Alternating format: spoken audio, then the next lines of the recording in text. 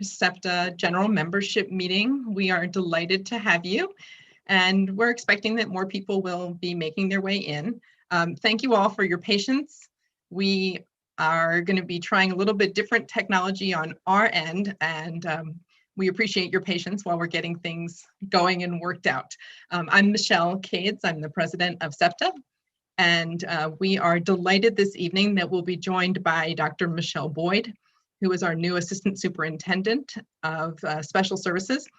But before that, we just wanted to go over what the evening is going to consist of and a little bit of SEPTA business. So thank you again for joining in. Everybody who is in the Zoom call should be a SEPTA member. So we will be having some votes where we need you to take advantage of that, and please participate. And people watching on YouTube, thank you very much for joining us as well. So I'm going to go ahead and start. We have a quorum. Yes, we have way more than a quorum, so that's fantastic. And just some brief SEPTA business. In our previous meeting, we discussed and went through our budget and our results from our financial audit, but we need to officially vote on it. So again, technologically slightly challenged, bear with me, but we're going to vote on it. I'm going to put up a poll here. So if you could please go ahead and let me launch it. With some luck, this is going to work. You should have received a link to our audit and to our budget, or if you were with us last month, you would have seen it. So if you could just take a moment to vote, please, that would be great.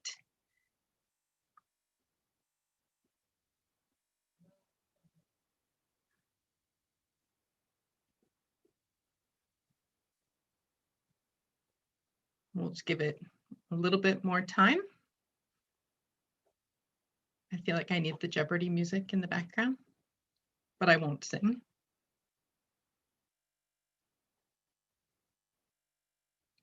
All right, and at this point, we're going to close up this poll. Thank you for voting. So did we approve of the audit? Yes, thank you very much. And did we approve of the budget? Yes, as well. Let me thank you very much. I will hopefully share the results, and you all are now able to see them. So thank you very much. We can check that off of our list of things that we had to get done. All right. Next up, I wanted to have Ali give us an update on the ACSD. So Ali, let me ask you to unmute. I'm unmuted. I can't start video, by the way, but oh no, I know I can. Sorry about that. No problem. Now you let me. Okay. All right. Hi, I'm Ali Baldessar. I'm the SEPTA. I'm on the ACSD representing SEPTA. Representing SEPTA on the ACSD Advisory Committee for Students with Disabilities. And if you don't know where that is, what that is, it's another wonderful resource for parents and teachers with concerns for students with disabilities. And I'll refer you to looking at their website, FCPS.edu, put in Advisory Committee for Students with Disabilities. Our next meeting, November 11th from 9 p.m. will be held virtually, but they're always live streamed.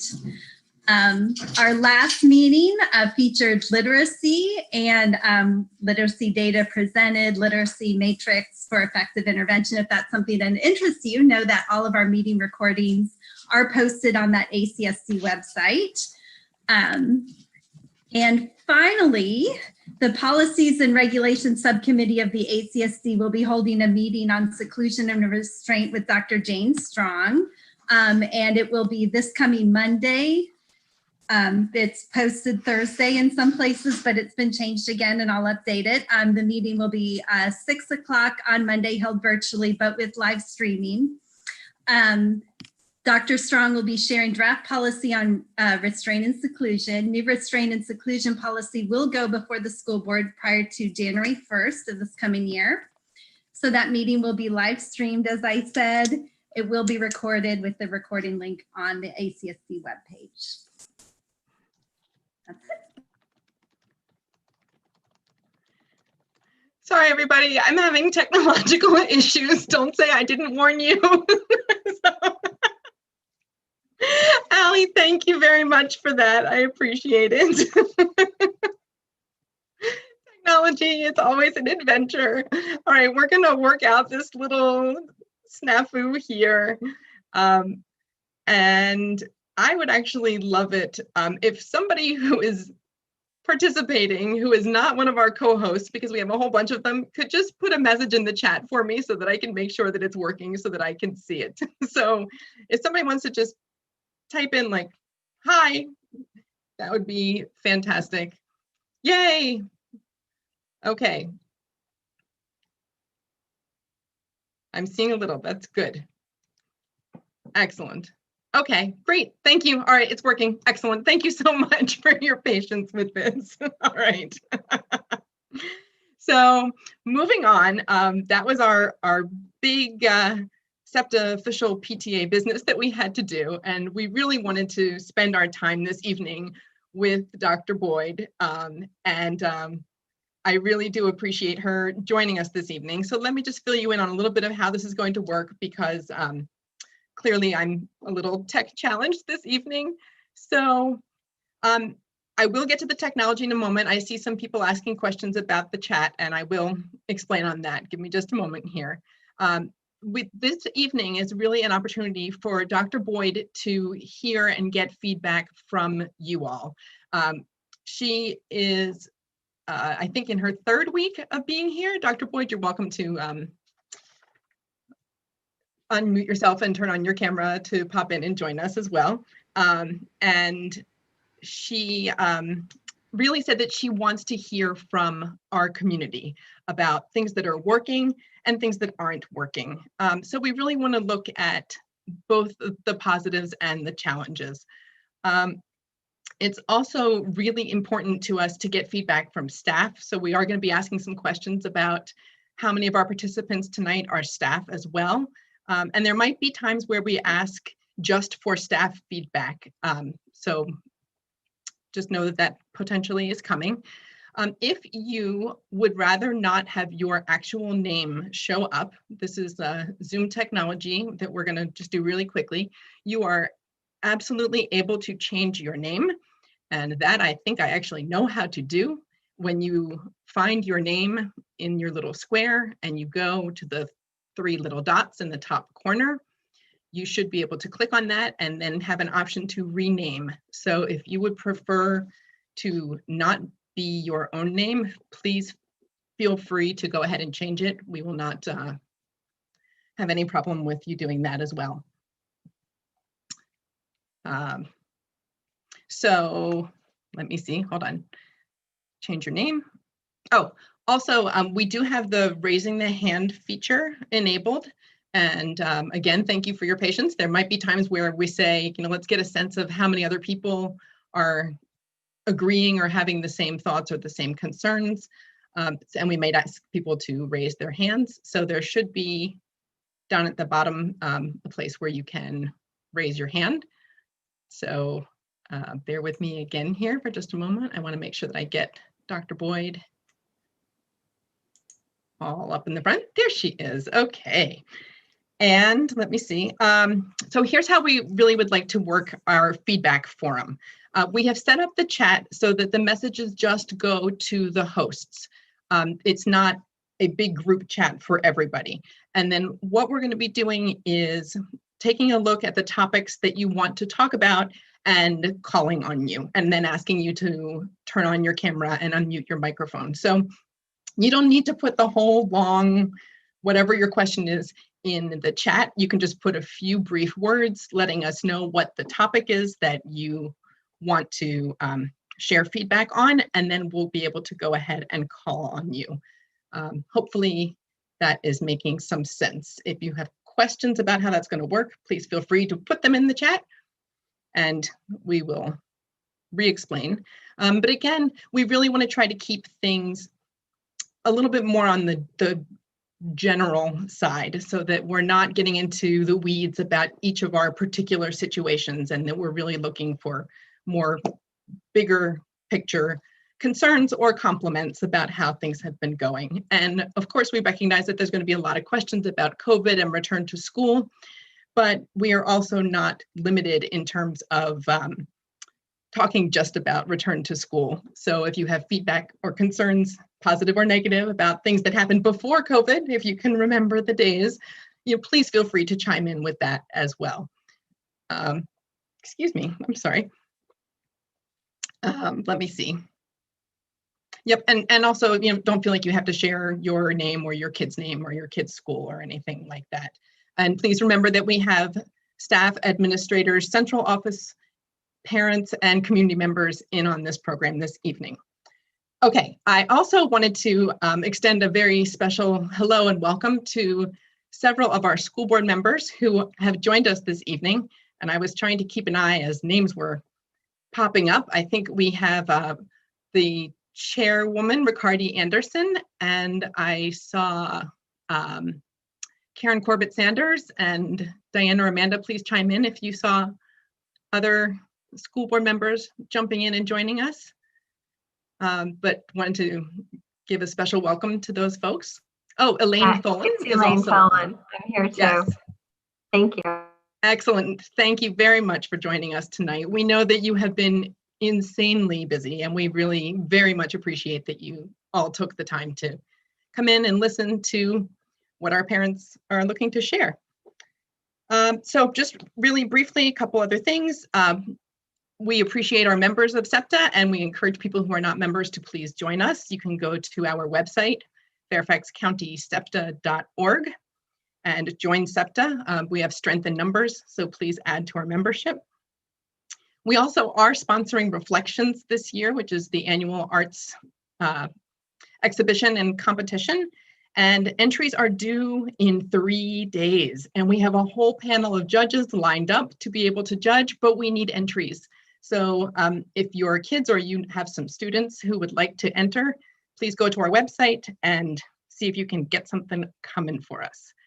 Finally, our next meeting, you can mark your calendars, is going to be on Tuesday, November 10th. We are delighted that we're going to have Dr. Rachna Varia from Mindwell join us to talk about evaluations and assessments. So that's what's coming down the pike. And now let's really get into why we're all here this evening, which is getting to know Dr. Boyd and letting her hear from us. So like I said, we are going to do this with a team of people technology-wise. So I'm joined behind the scenes by Amanda Campbell, our vice president, and Rachel Macias, who is one of our communications co-chairs. And Diane Cooper-Gould is our advocacy chair, and she's actually going to jump in and help with facilitating our conversation with Dr. Boyd. So Diane, if you can bring yourself up. There we go. Hello. There you go. Excellent. So Diane, I'm going to turn things over to you. I'm ready to go with the next polls whenever you are. That's what I was going to ask. So the next thing on our agenda were Zoom polls 2 and 3, so we can find out a little bit about who is on the event tonight. So is the next poll the Who Are Tonight's Attendees poll there, Michelle? Yep. Here All right, it comes. so here we go. All right. Who are you? And thank you for the feedback last time. I will make sure to take it down after we get the answers up. Ooh, it's fun to watch as it comes in.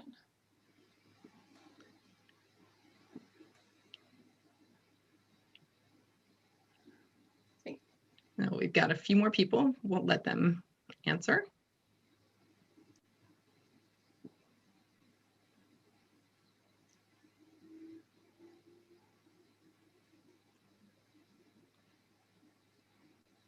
I do just want to take a moment while everybody's answering the poll that we would like to ask that those who are not presenters, please keep your videos off. We are live streaming this to YouTube and recording it, and we'd like to try to keep the ASL interpreters and our guests as the primary view. Thank you.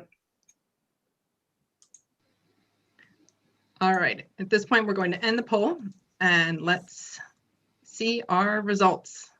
Hopefully everybody can see them. So it looks like we have a few preschool parents, a big chunk of elementary school parents. I forgot to turn off the phone in my room. My family is diving to get it upstairs. I'm sorry. We've got a few high school parents, a handful of staff members, delighted to have you, and even more who are both parents and staff, and some none of the aboves. Wonderful, thank you. Diane, want me to go on to the next question? Sure, is the next one another poll or? Yes. Okay, super. Yes, go ahead, do your polling. Okay, here we go. This is just trying to find out a little bit more about your student. What type of curriculum are they currently receiving? General ed, adapted, or I thought I had one that was a split of both, and I perhaps did not include that. I apologize. Nope, you did. But you can click more than one. So just click them both. One. You can click them both. Yeah. You have both, actually. You have oh, good. Gen Ed and Special Ed. Oh, look at that. Hey, if I scroll down, there it is. You can click as many of these as apply. If you have more than one child, feel free to click as many of them as apply altogether.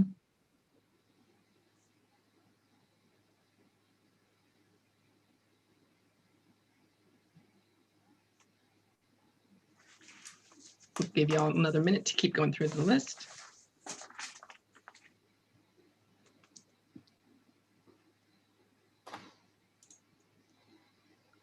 And if some of you are doing this by phone, I am so technologically challenged, I could not begin to tell you how to access the poll, and I apologize for that.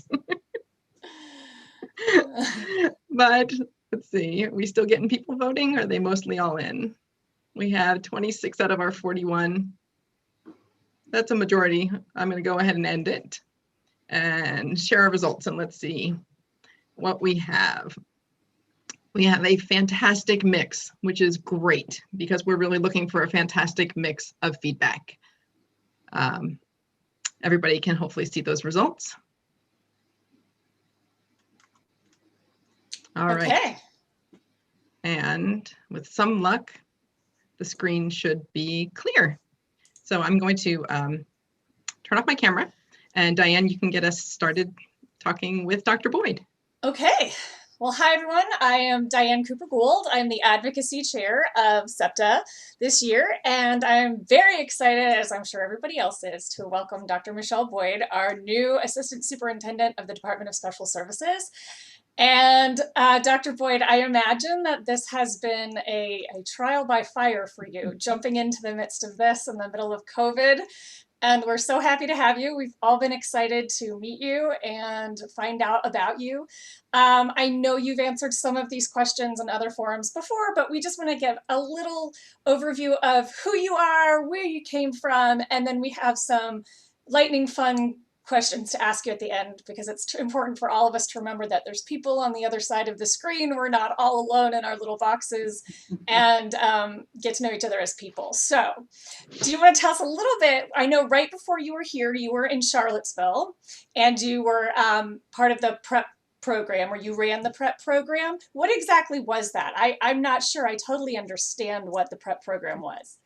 Sure. So PREP stands for the Piedmont Regional Education Program, and it's a regional program that supports 9 school divisions in Virginia that provides both services in the comprehensive schools, but also provides services in a public day separate school for students with emotional disabilities. So that's pretty comparable to our BERC or our comprehensive services sites, things like that. So in that role, I worked closely on the instruction and the compliance side, but I also had the opportunity to do other functions as the executive director and working with the board. So I worked with HR pieces. I learned tons of information about health insurance plans. You know, before that role, I just knew I had health insurance, and you took your health insurance card when you went to the doctor. But in that role, I had to learn a lot more about fully funded and self-funded. So that was, it was definitely an experience for that piece. But yeah, I was able to get just some more broader pieces in supporting a regional SPED program. You know, some of the school divisions that were a part of PREP, some were small, some were rural and urban, and because of the size, did not have the capacity to have, you know, ABA coaches, autism specialists, assistive technology providers. So the regional program was a way to pool those funds and pool those resources together to funnel out and provide services to those respective divisions. And so I think that helped me a lot in getting different perspectives. and seeing different ways that things were done and working with different stakeholders, board members, community members, community organizations. And so that was a great experience. I love it. I still stay in connection with those former colleagues and things like that. So that's great. And so before that, you were at Richmond. You were in Richmond Public Schools. Is that right? Yes, correct. So I spent a bulk of my time in Richmond City Public Schools. I served in various capacities there. I served as a secondary coordinator for instruction. I served as director of special education. I served as executive director of special education and student services and assistant superintendent for special education and student services. And so my role as the assistant superintendent in Richmond City was very comparable to my role now in terms of the departments that I support and the work that we have to do. Naturally, Fairfax is much bigger than Richmond City. But again, the work, the need, really trying to close those achievement gaps, trying to work with our student groups that are from historically marginalized populations. That's what I did, and that's actually my passion. I love working with students with disabilities. I love working in alternative education, and I just find that very, very rewarding. Yeah, that's wonderful. And so you also have your background, you started as a special education teacher, is that right? Yes, yeah. I actually, so I'm actually, when I went to college, I went to Clarion University in a small town in Pennsylvania that's called Clarion. And, you know, our highlight there was going to Walmart. We could spend hours in Walmart, and that was really fun to us. But I actually started as a general education elementary major. When I grew up, I always worked as a camp counselor. I probably came home just as sweaty and stinky as the kids, but I loved doing it. So I did that. And from I think it was second or third grade, I knew I wanted to be a teacher. So during my high school experience, I had the opportunity to spend half a day my senior year in school, half a day going to work at an elementary school. And, you know, I did tons of things like working in Sunday school, summer camp. So I've always worked with kids. Naturally, I babysat all the time. But so I started in college as an elementary gen ed major.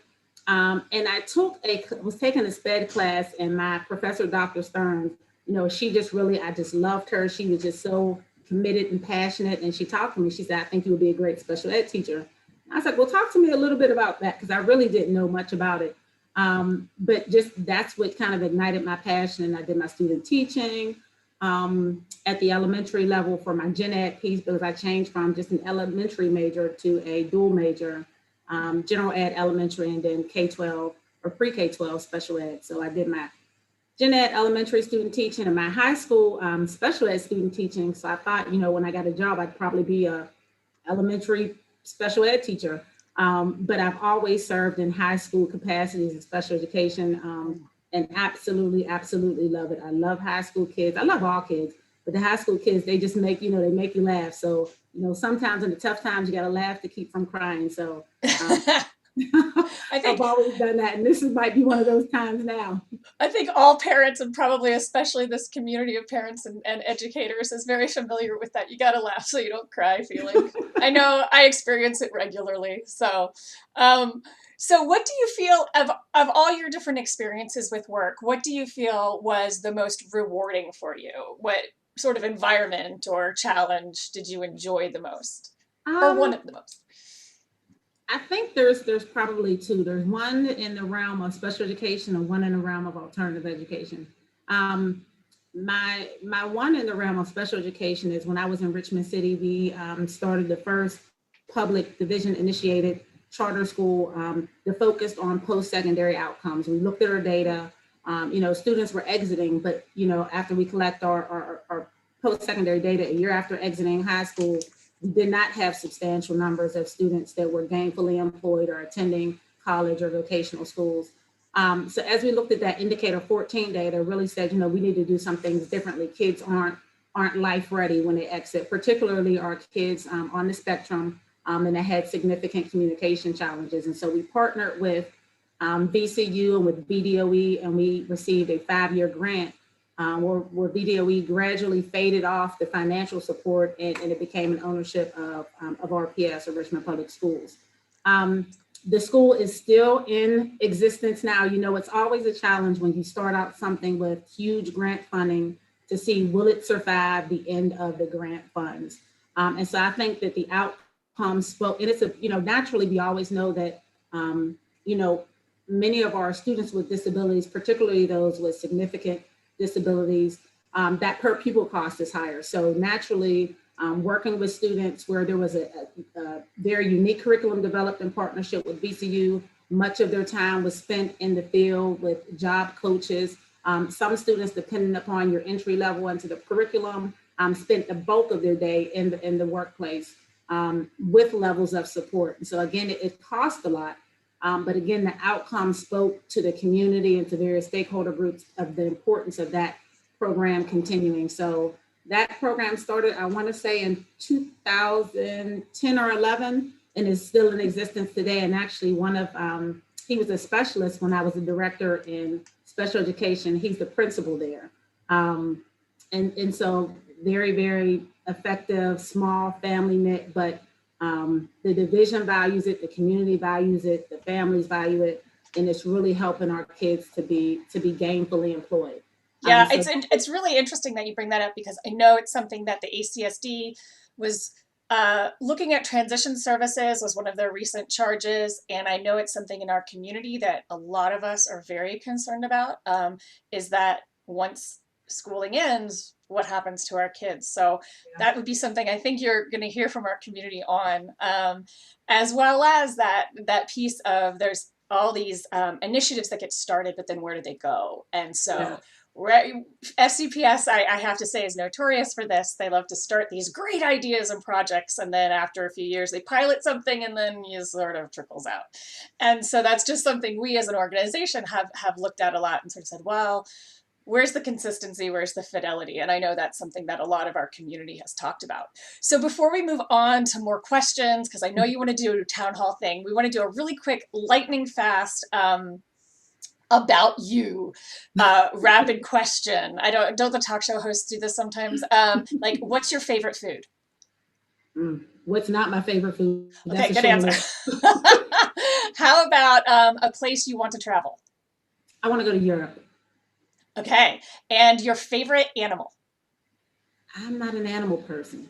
Oh, really? Other than people. Sorry, don't get me.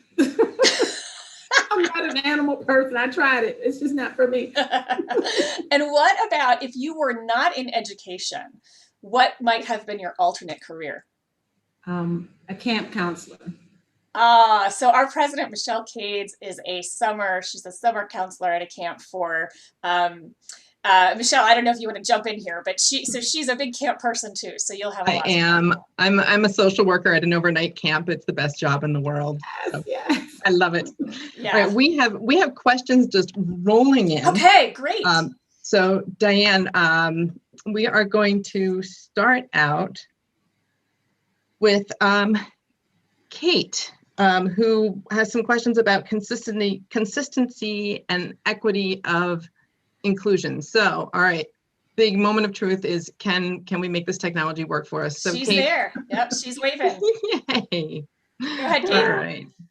Hello, thank you all of you for putting this together. And my question is really, how are we working with principals battery, please charge. To ensure that our schools across the county are applying the same ideas of inclusion and equity? To give an example, my son was transferred from one school to another because of the virtual learning, and I'm seeing huge differences in how things are managed. And so how are we training principals around these best practices in inclusion? And Diane, do you want to just add a little bit about our SEPTA observations about consistency in general as well on that?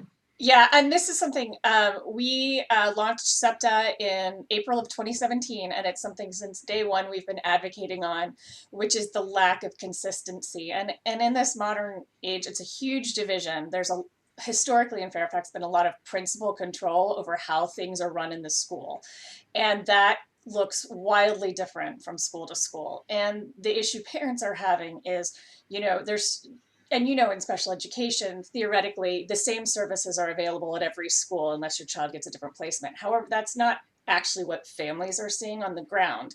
So some families are told, oh yeah, we can implement this program, and at another school they're saying, no, we don't have that program, and things like that. And in the age of technology, of course, all the parents share the information, so somebody knows when somebody else doesn't get something. So the question for you and for previous DSS staff has been, how do we increase the consistency, the fidelity, the access across the board? Yeah, so, right now I'm in my listening, reading, and watching to learn stage. It'll be a month officially on tomorrow. But one of the why aren't all the problems fixed right now? But certainly, in the conversations that I've had with various stakeholders, consistency of programming and access has been a resounding theme. So that is something that we'll be looking at, both as a department, and we're also going to be engaging in an audit where we'll have some external folks coming in, as you know, to help to give us some guidance. But equity is paramount, in our belief systems and our values as a school division, and with access should be consistent across the board. Is my personal belief. And so just trying to learn more to see what programmings and what supports we have. Certainly I know, from school to schools, master schedules sometimes vary, and the number of teachers and the number of students sometimes vary. And we do have, our specialized programs that may not be at every program, but at every school, but how do we make sure that there's equitable access and that there is no disparity between groups, as reflected by SES, as reflected by race, as reflected by zip codes, those type of things. So that's something that we're going to be looking very carefully at, so that we can make sure all of our students are, receiving that appropriate and equitable services that they need to be successful, not only in school, but again, thinking about that, what happens when you leave the doors of FCPS, so that they can be successful afterwards, and so that they have options, whether they want to go right to work, go to the armed forces, go to college, a vocational school. We want them to have those skill sets, and we don't want the school that you attended to be the reason why you can't. Right. And in the meantime, if parents are having difficulty, who do you recommend they reach out to? So we have a number of folks that are on the call today. I'm happy to receive direct communication. I have an open computer or open phone policy at this point in COVID. Okay, really. But please feel free to email me. I don't pretend to be the person with all the answers. I believe in the concept of team. We have folks with different expertise, but please feel free to email me with any questions that you may have. Mboyd, I don't have any numbers, just mboyd@fcps.edu. And I'll do my best to provide support, make connections. We can sit down and meet and talk about what the needs are. And as we move forward in assessing what our next steps will be, we'll have feedback again from the auditors, but we also want to get that feedback from various groups, Supt, AS, I'm learning the name. Yes, I'm transferring from SEAC to what we call it now. Yeah. So all of those things. So we definitely welcome your voice, and we'll be engaging with you throughout that process. All right. I'm going to attempt to get Dawn to unmute. She has a few different questions. And again, remember, we're not expecting Dr. Boyd to know all the answers at this point. And this is more of an opportunity for you to at least state your concerns, and so that she can hear them personally from you. And Michelle, it's also important to remember to tell people, let Dr. Boyd know what is working well for you as well. So I think people can learn as much from what works well, so that they know to keep it, as what is not working, so they know to address it. Absolutely. And again, because clearly I'm showing my weakness with some of the tech stuff, after your question has been answered, please mute yourself and turn your camera back off so that I don't have to attempt to make that happen. Thank you. Dawn, you're up. Hi. Thank you for calling on me. I think I sent 3 questions in and I can't choose among them. So I'm just going to go ahead and ask all 3 of them. How has the IEP process changed since distance learning in the spring and now virtual learning this fall? How can IEP accommodations that were available during in-person school be provided during virtual learning?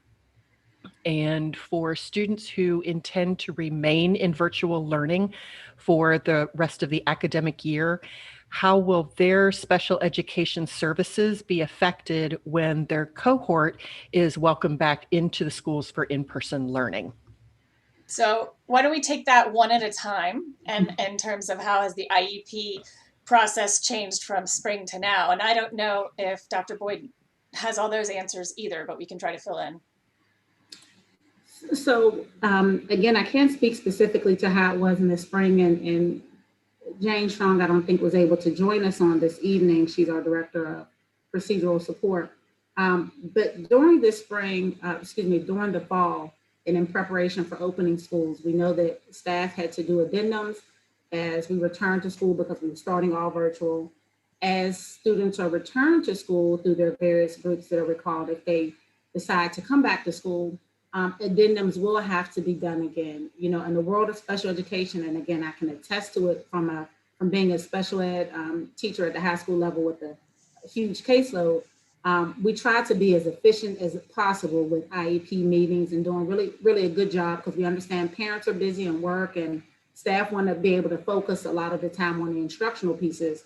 But because this, again, is this uncharted territory and the unknown, we just weren't able to have develop IEPs at the onset when we came in for returning to school in the fall in September, to have caveats for, well, what happens if we come back in, because we hadn't yet gotten to that place of what's coming back in, what does that mean? 2 days, 4 days, hybrid. So this time, as we begin to phase student groups in, we have provided some support for schools that will have some caveats in the IEP, so that if we have to revert back to distance learning, 100% virtual for any reason, COVID, health metrics change, operational metrics change, that component would already be in the IEP, and so that staff wouldn't have to do yet another fourth or fifth IEP amendment. I know our special education teachers have been doing a yeoman's job and an extremely heavy lift with the instructional and compliance components. And I mean, I just can't say that any simpler. I truly, appreciate all that they're doing, because I know all teachers have a huge job, but our special education teachers, especially now with all of the changes and the upcoming IEP meetings, just being very transparent as we begin to talk about recovery services. That occurs through an IEP meeting. And again, we want to do what's in the best interest of students and the best interest of families. And that happens through that IEP process. And so again, there's numbers of additional IEP meetings that special ed teachers are having to do now that we did not have to do before. So we are really talking very intensely about what additional support can we provide for those folks, because we realize that folks have to have relief at some point. There has to be some relief, some golden light at the end of the tunnel. So we're still working on that. So again, I'm sorry I can't provide more information about what that IEP process was like during the closure in the fall. But certainly moving forward, we realized that we just weren't able to be as efficient as possible because we didn't have the big picture before, but hoping when we come back on this, when groups 2, 3, 4, and subsequent groups come back in and we do those addendums, that they will be situated. So if we have to flip the switch back for any reason, folks would not have to do another IEP addendum. So a lot of our parents had IEP meetings. So in the spring, there was the TLP, and then that was phased out. And then there were addendum meetings this fall for pretty much everyone who wanted them. Otherwise, the schools touched base. One thing that we did notice on the forums is that there is a virtual, there's like a V, so there's the virtual service hours that's separate from the regular IEP. And someone just apparently wrote in on the chat that their child's IEP is currently being written as if he were in the building. I believe that's what you were saying in the chat, Michelle, which is interesting because I know a lot of people with the virtual addendums in the fall. It was mostly addressing the virtual piece, not the in-school piece. So just to clarify, you're saying as these cohorts phase back into school, there will be another addendum meeting that's addressing the part where they're in school versus yes. Not. So okay. So by and large, so when students come back in, for example, let's say I'm in group 3, I'm in the adapted curriculum, and I'm coming back to school, I may have certain level of hours now in a virtual setting, but when I come back on the 26th, I'm going to be in school 4 days a week, Tuesday through Friday for the full school day. So they'll be writing again, and that's if my parent opts to do that. So teams will be writing services to address what special ed services will be provided during that time while I'm in school, which may be very different, particularly if I'm in the adaptive curriculum. It may not have been appropriate for me to be on the screen for 4 days for 6.5 hours a day. And so those things will likely change. Got it. And so then the parent also had the question of what about accommodations or services that are available in person but not at home, and what's going to happen, you know, for their child who might have to stay virtual versus what their classmates might have access to in the building. Yeah. A number of the accommodations, I believe, can be implemented both in home and in school. You know, naturally, some things are going to be a little different. If students had accommodations for lots of hand-over-hand instruction or hand-over-hand supports that our SPED teachers would have an understanding of, that might not be the understanding of the adult who is supporting that student at home, that youngster at home. And so there may be over time that the teacher could work with that adult to show them how to do those things, but that doesn't happen at the onset. So it might look a little bit different, but we certainly want to make sure that to the greatest degree possible that students can access the curriculum and demonstrate their knowledge. So, you know, redirection might look different if students, you know, being redirected in the classroom. It may look a little bit different in a virtual setting to be respectful of this student. You know, Michelle doesn't want to be called out in front of all the kids in the class to get me back on task. In the classroom, in the physical setting, we can do some more, you know, things discreetly and have different signs, or maybe walking by and giving that touch on the shoulder to get me back on task. And in the classroom setting, if I'm not paying attention to the chat, because it's even hard sometimes for me when we're in meetings, I'm looking at the chat, I'm looking at the screen. So I totally get how a student, even being sent a direct message, may not be re-engaged or receive that prompt the same way for that redirection. But we still want to be respectful and don't want to call kids out in front of the whole class. So some of those things do look a little bit different, and we're doing our best to make it happen, to make those accommodations happen. But again, that's why we're pushing so much for our kids to come back to school, because even with the greatest efforts, 99% of our kids, you know, particularly when we talk about students with disabilities, they will be better served in direct contact with those special education teachers, related service providers, things like that. And so we'll continue to work on that. But if there are concerns about certain accommodations, or if you have individual situations where you're feeling like those accommodations aren't being implemented in a virtual environment, again, please send me an email, send Mike an email, whomever you feel most comfortable with, because we realize that some families, even though their students may have an opportunity to come back right now in groups 2 through 4, subsequently in 5 and 6, they may not feel comfortable sending their kids back. And we respect that, we honor that. And we don't want to minimize the quality and the effectiveness of their child's instruction because they're at home. Got it. And so the other thing I guess I would add to that is for parents to really work with the IEP teams. I think sometimes there's a little bit of a communication breakdown, especially when it's really stressful.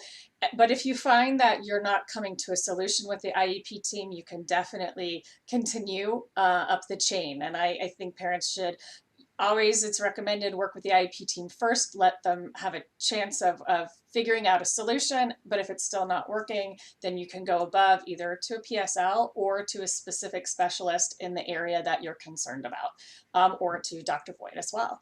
So we are going to take another question about cohorts. And then after we do our next question, I'd like to open the floor up to staff.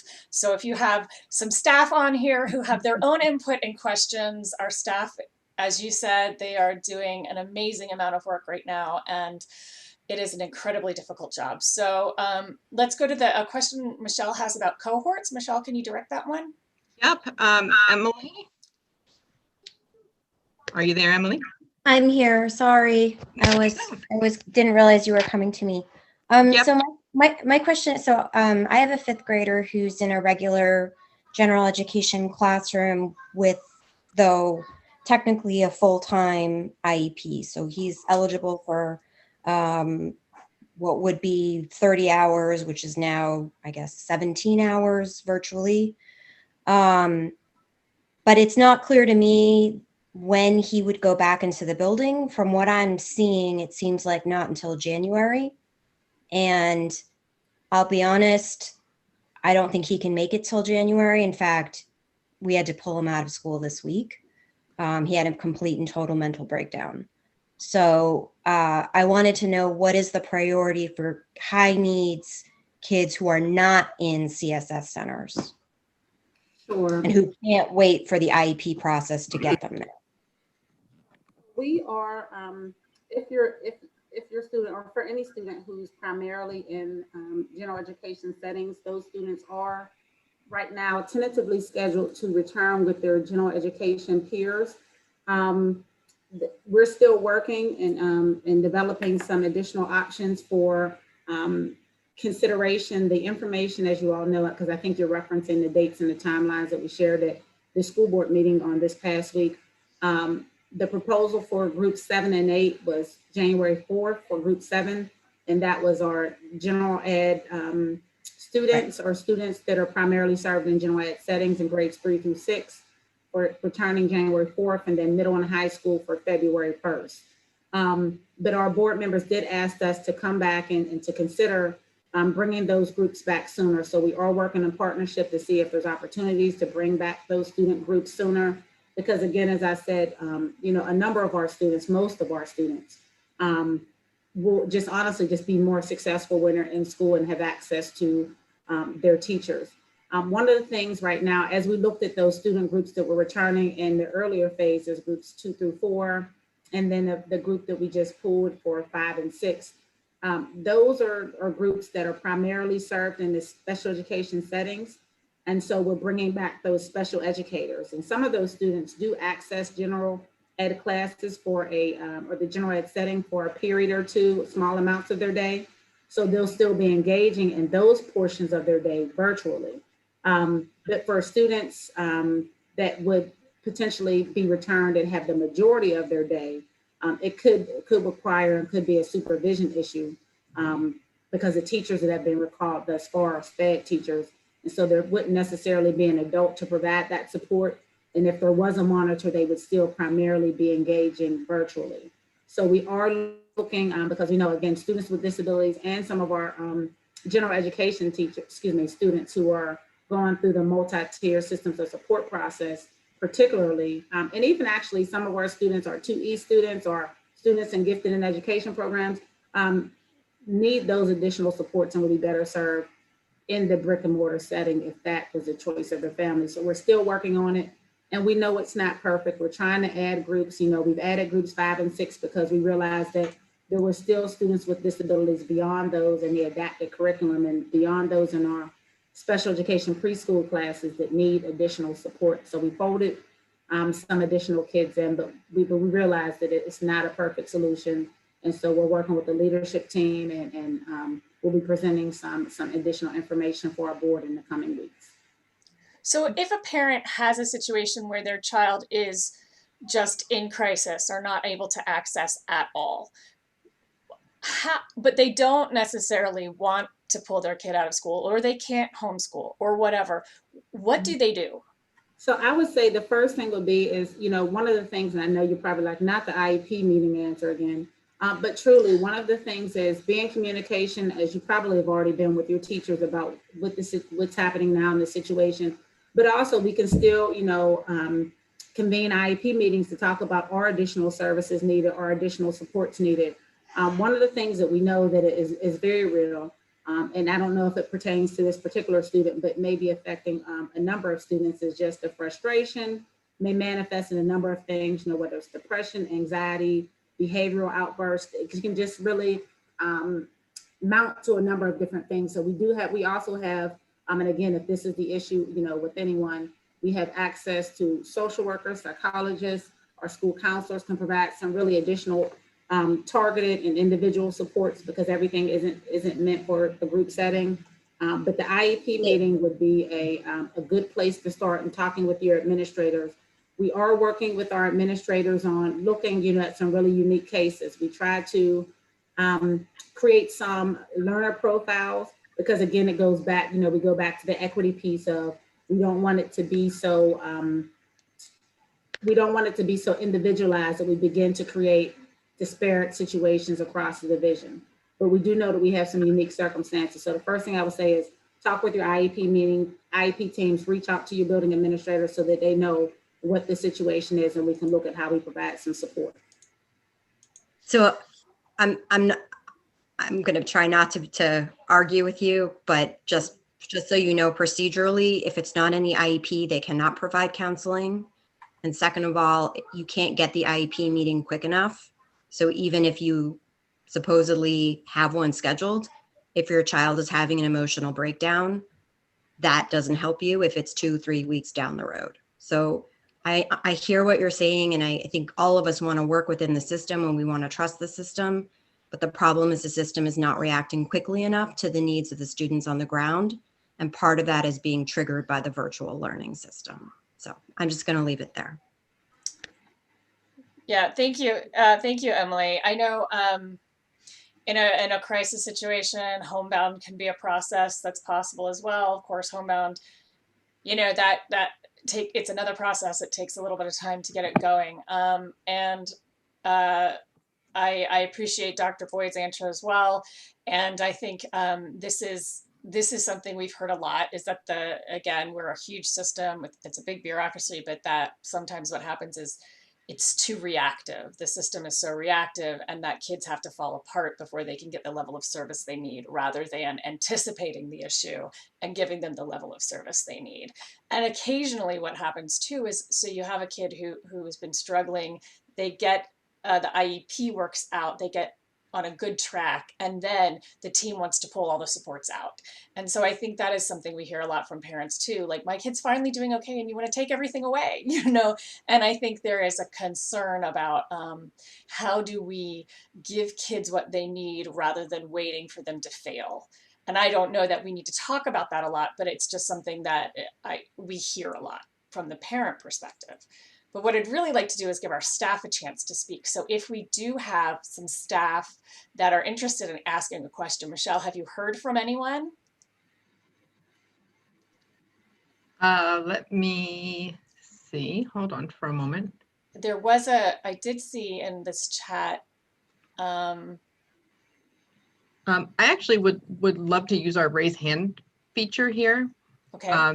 Because I'm very curious. Obviously, it's going to be hard to tell who's a staff and who's not. But if you are a staff and you can find your little raise your hand, I'm curious how many of you have students who you feel really need to be back in person, but those kids are not part of the early cohorts.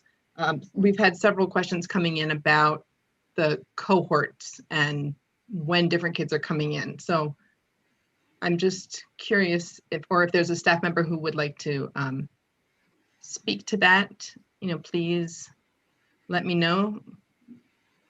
Quick reminder, the raise your hand button, hover over your bar at the bottom, click on participants, and it should show in the bar that shows yes, no, go slower, go faster. Yep, I'm gonna actually call on Nicole to chime in here. Sorry. Hi, my name is Nicole Zupan. I'm a parent and a staff member. I had a question about the cohort that the Davis and Pulley students are a part of. A number of those students, not all of them I understand, but a number would have been in their high school in an adapted curriculum, which means they would have been part of one of the, not the next cohort, but possibly the one after. And so because they're at Davis and Pulley, they're now pushed all the way back to January. So I'm not clear on why placement is pushing those students all the way to early 2021, when if they had just simply stayed in their high school, been the same individual, would have been back at school earlier. That's an interesting question. Thank you. Good question. So we actually initially, Davis and Pulley, again, they do a lot of community work, and the goal is to get students on job sites. And so They weren't, that's why they weren't looked at as coming back in the earlier cohorts.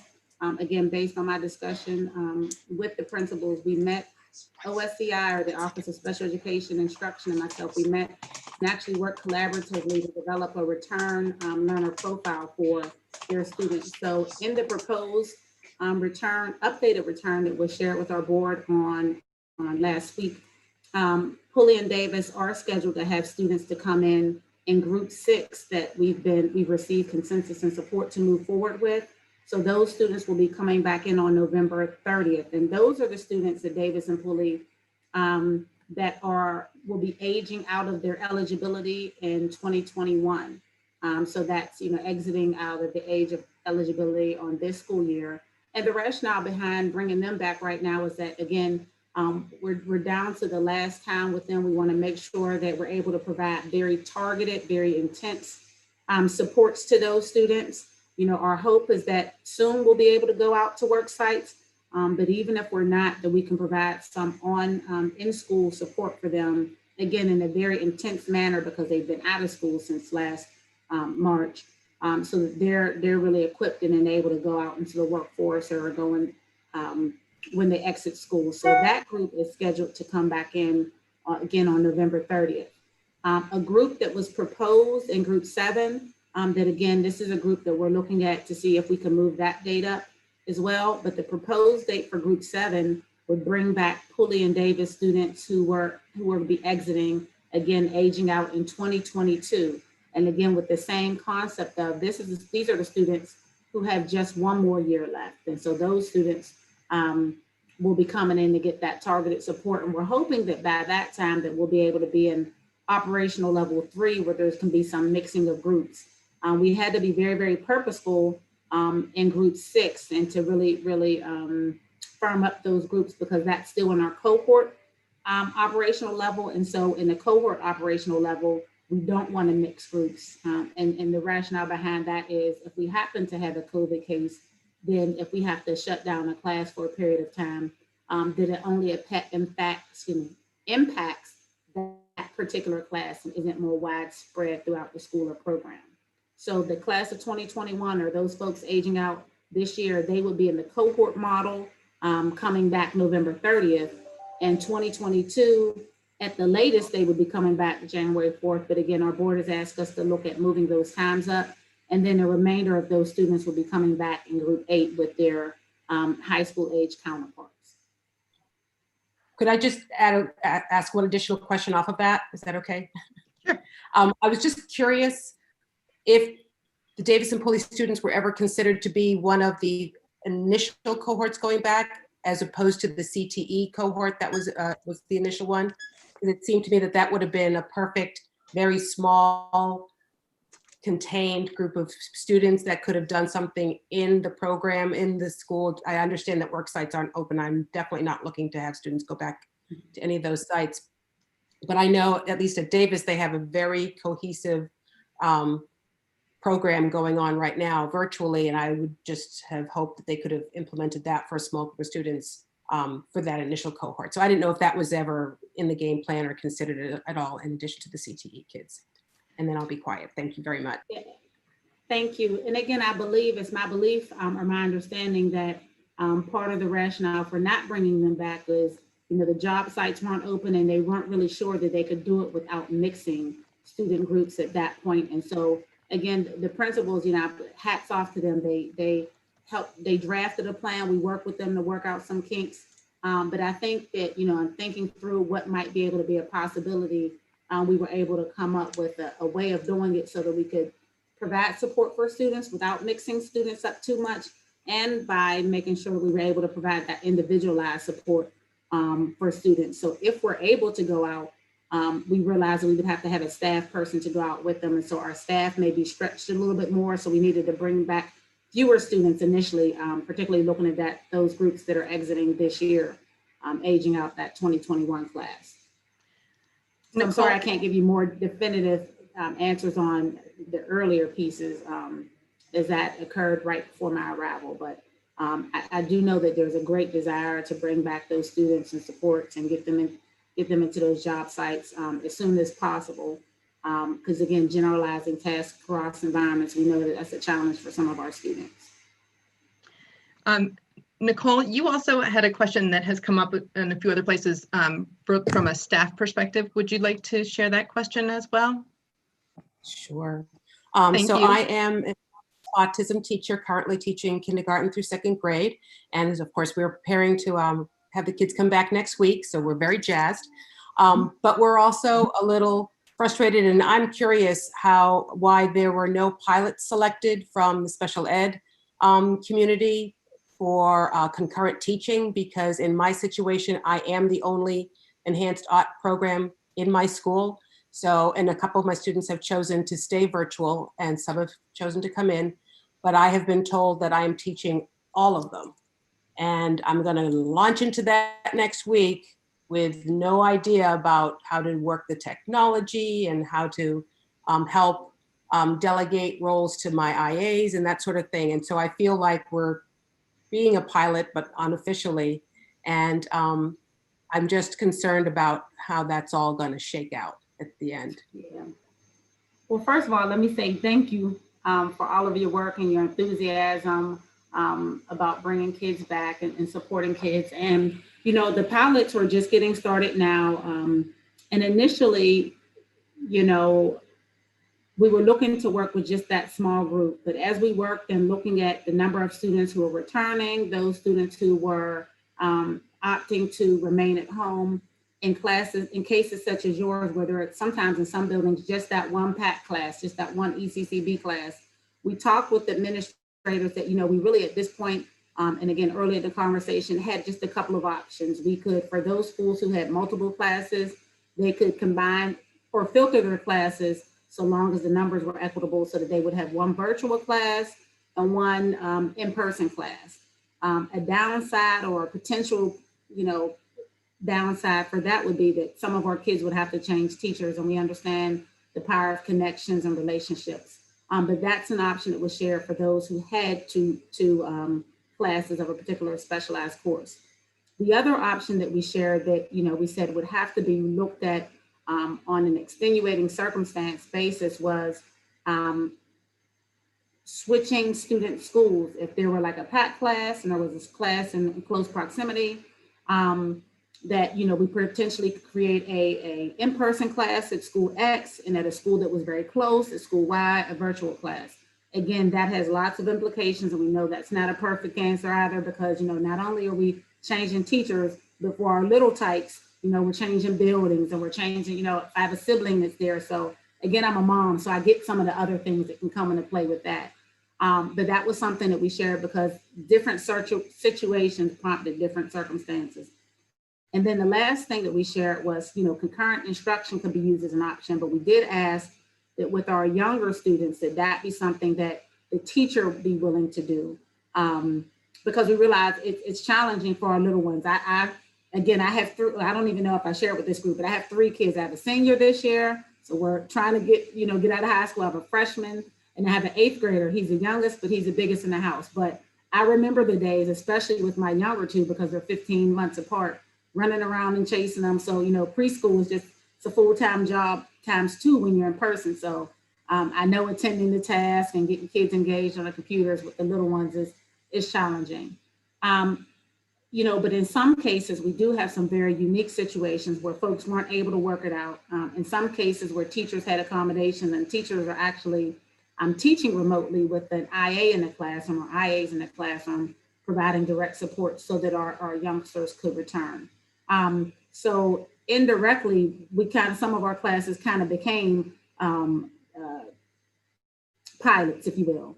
So when we report back to the school board, we'll be providing information regarding the things that went well, the things that were challenges, how we can do them differently, particularly as it relates to our preschool classes, our special ed classes. And I think that information is important because, again, all youngsters at that age is challenging, but when you add on the layer of the special education needs, we want to make sure we're able to speak specifically to that. So if there's things that are happening in those settings at work, we want to know about them so we can apply them in other places as appropriate. And if there's things that don't work, we want to know that too. And we realize that we may have to make some choices in terms of would it be more effective for students to come on alternating days so that teachers could attend primarily to or solely to kids in person and then solely to kids that are virtual. So we're using this time frame, in order to get data, trying to learn from others that are doing it, but also learn in our own house. So the FCPS data will be very valuable. So again, thank you. I know it's extremely hard. We want to hear the good, the bad, the ugly. So please, be very willing to provide and open to provide feedback. We're not shy. We just need to learn and see how we support our students. But thank you. Thanks, Nicole. We did have a piece of anonymous feedback that was brought to us. Sorry, my dog is going to decide to join the meeting. That we've heard from some teachers who received Tier 1 ADA accommodations. Yet they've been told that they have to come back or take a leave of absence or retire. And that's not what has been said publicly. Again, don't know if you can comment to that or not, but that is a concern that we've heard from staff. So we did want to bring that to you as well. Well, thank you for sharing. I will say that, I'm aware of the ADA process, the iterative process with the discussions between HR and the manager, principal, supervisor, and the employee. But I don't want to speak out of my wheelhouse, and that would be out of my wheelhouse. But I do know that, amongst the leadership team, there truly is a desire and a commitment to want to support staff. We get that, particularly when we're talking about our Tier 1 groups, that these are disabilities that the employees themselves have that put them at a higher risk of substantial challenges as a result of COVID, should they become ill or get in contact with someone who has COVID. So there truly is that commitment and that tenor, and I can speak to that with assurance. And then there's also the tenor and the commitment to want to bring our youngsters back and make sure that we have that supervision. So there's trying to find a balance. We are exploring a number of options around monitors, around reallocating, if you will, reallocating certain staff that may not be in use right now because we're virtual or in use to the maximum degree. So there are those discussions around. But we're also mindful in those same discussions that, as we talk about classes where we support students with disabilities, or even some of our classes with some of our general education students that need high levels of support, you just can't throw anybody in the class. You want to make sure we have folks that are trained to support our students with disabilities. We want to make sure that those folks, if we put somebody in a PAC class or enhanced art class, they really have to be knowledgeable about understanding the learner characteristics and learner profiles of students with autism, understanding the impact that sometimes the communication barriers sometimes manifest in behaviors and things like that. So we are very also cognizant that as we look for additional adult support, that we need to have the right adult support for our students. I think, can you guys hear me now? I know I had some tech issues. Okay. Yep, we got you. Good, thanks. I think that that question and the follow-up goes to an issue that we've seen not just during COVID, but it's been exacerbated during COVID, which is that there are many times when the message that comes out of central office appears to be different from what's happening on the ground. So I know from the staff perspective, what we've heard from staff is that, like what you were speaking to earlier, that the concurrent model was supposed to be optional and sort of looking at what the teacher needs to use. But then we're having staff members contact us saying, I was not given a choice. I was told this is what I have to do. And I either don't feel safe doing it. I don't understand how to do it. I don't feel safe talking to my HR people. It's truly alarming sometimes. I think the pressure that what the faculty are feeling from administration, and I think what ends up happening with our school staff is they don't feel supported. And I think especially in distance learning, but it really again goes to that consistency from school to school. There are some schools that staff feels wonderfully supported, and there's other schools where they don't feel supported at all. And who do they go to? Often, we pushed last year a lot for a special ed staff ombudsman, somewhere safe for staff to go if they were concerned, because we kept hearing over and over staff saying, if my admin finds out that I joined SEPTA, I could get in trouble. Or if I ask for extra supplies for my class, I get yelled at and told I'm not doing my job, so I just pay for them out of my own pocket. There has to be somewhere for staff to go that's safe for them. And I would question for right now, if we're saying, okay, you guys are on the front lines, you're going to be piloting these programs, where do they go to give feedback? Because the feedback that, it's like a game of telephone. Every layer it has to go through, the feedback gets corrupted. So is there an email or is there a phone number that staff can call, or a way for them to give feedback anonymously? I'm not sure. Some way that they feel safe and they can also say, this is the true lived experience I'm having. Well, one of the things with, I'm going to address two things. The first thing, I just want to make sure I reiterate that the piece that we said about choice with concurrent was specifically for our PAC and ECCB classes. That was specific for them, about us saying we really recommend that if you want to use it there, that it be with teachers who, want to do it. So that was specific to them. So I just want to make sure I reiterate and clarify that thank you. For the group. The other piece around the early groups that are implementing the concurrent model, principals will be completing a questionnaire where we're asking them, and I mean the Office of Special Education Instruction, are asking them specifically who are those classes and teachers, and based on their class type, also ECCB, PAC, ID, IDS, Enhanced Act. Who are those teachers? Which classes are they teaching that are doing concurrent instruction and identifying their building? And we're doing that because we want to reach out to those persons to get feedback, to provide support, and also to come in and do observations, and not observations in the sense of observations for evaluation, nothing like that, but just kind of see it in action. Pictures oftentimes are worth 1,000 words. So we'll actually be sending that information out so that folks can give, direct feedback and direct support. That information, as we share, outside of the office, will be presented at an aggregate level. So it will be, this is what we've learned from our PAC classes. Here's the pros, here's the cons, here's some of the things that they think we should do. So we would not be sharing a teacher's name to say, hey, Boyd said this, that. We wouldn't be sharing that information that way. It would be at an aggregate level based on, preschool, elementary school, middle school, high school, ID, IDS class, NCE classes, those type of things. Because we're aware of some of those situations where concurrent is happening, where schools and principals have reached out to us, and we've worked in partnership with HR around some extenuating circumstances. But it appears that there may be happening a little more broadly than what we know. And so that's why we're sending out that questionnaire, to get that information so we can provide that feedback and also just learn. So is the questionnaire going to principals or to teachers?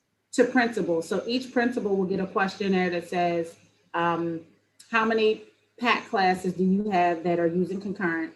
And then who are the teachers that are in those PAC classes that are using concurrent? And the same questions for ECCB, ID, IDS, NCE, and Enhanced Act. So that we can then follow up and provide support. So then you can reach out to the teacher specifically. Mm-hmm. So if a teacher has a concern, who should they speak to, particularly as it relates to their special ed concerns or special education staff?